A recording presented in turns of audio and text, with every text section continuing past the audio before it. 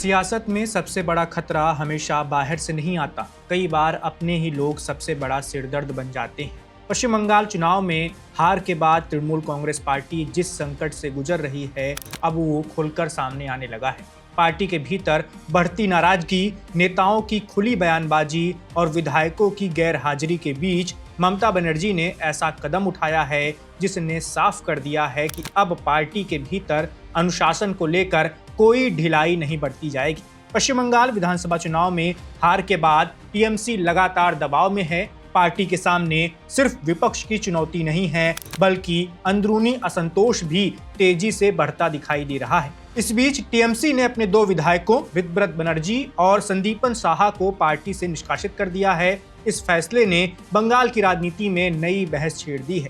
दिलचस्प बात यह है कि ये कार्रवाई ऐसे वक्त पर हुई है जब पार्टी पहले से ही कई विवादों से घिरी हुई है। सीएम शुवेंदु अधिकारी की एक प्रेस कॉन्फ्रेंस के बाद ये मामला और चर्चा में आया। दावा किया गया कि विधानसभा में कथित हस्ताक्षर जालसाजी मामले की जांच इन्हीं विधायकों की शिकायत के आधार पर शुरू हुई थी। हालांकि टीएमसी ने निष्कासन के पीछे विस्तृत कारण सार्वजनिक नहीं किए हैं, लेकिन राजनीतिक गलियारों में इसे पार्टी के भीतर चल रहे संघर्ष से जोड़ा जा रहा है। विवाद तब और बढ़ गया जब ममता बनर्जी ने अपने कालीघाट स्थित आवास पर सभी विधायकों की बैठक बुलाई, लेकिन इस बैठक में बड़ी संख्या में विधायक नहीं पहुंचे। बताया गया करीब 60 विधायक बैठक से अनुपस्थित रहे, जिसके बाद बैठक को रद्द करना पड़ा। ये घटना अपने आप में टीएमसी नेतृत्व के लिए बड़ा झटका मानी गई है। पार्टी प्रवक्ता कुणाल घोष ने सफाई देते हुए कहा कि कई विधायकों ने पहले ही जानकारी दे दी थी कि वे अपने अपने इलाकों में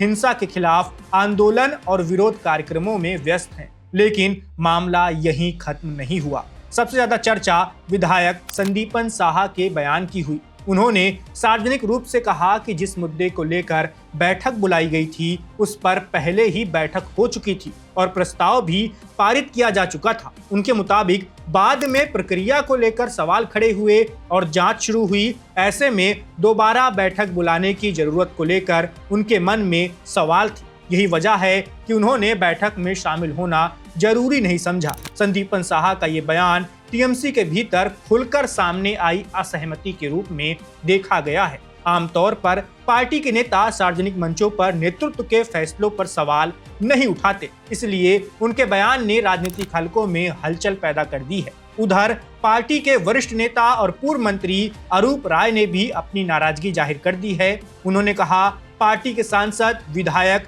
और कार्यकर्ता लगातार हमलों का सामना कर रहे हैं, लेकिन नेतृत्व उनकी कोई सुध नहीं ले रहा है। उन्होंने आरोप लगाया कि हाल ही में उनके घर के बाहर हुए विरोध प्रदर्शन के बाद भी पार्टी के किसी बड़े नेता ने उनसे संपर्क तक नहीं किया। अरूप राय ने यह भी कहा कि उन्होंने अपने लंबे राजनीतिक जीवन में ऐसा माहौल कभी नहीं देखा है। उनके मुताबिक पार्टी पहले भी चुनावी हार का सामना कर चुकी है, लेकिन कार्यकर्ताओं का मनोबल कभी इतना कमजोर नहीं हुआ था। अब सवाल ये है कि क्या टीएमसी के भीतर ये असंतोष आने वाले दिनों में और बढ़ेंगे या फिर ममता बनर्जी अपने सख्त फैसलों के जरिए संगठन को फिर से एकजुट करने में सफल होंगी। फिलहाल इतना जरूर साफ है कि बंगाल की राजनीति में लड़ाई अब सिर्फ टीएमसी और भाजपा के बीच नहीं रह गई है। टीएमसी को अपने घर के भीतर उठ रहे सवालों का जवाब भी देना पड़ रहा है और शायद यही वजह है कि ममता बनर्जी अब पार्टी को बचाने के लिए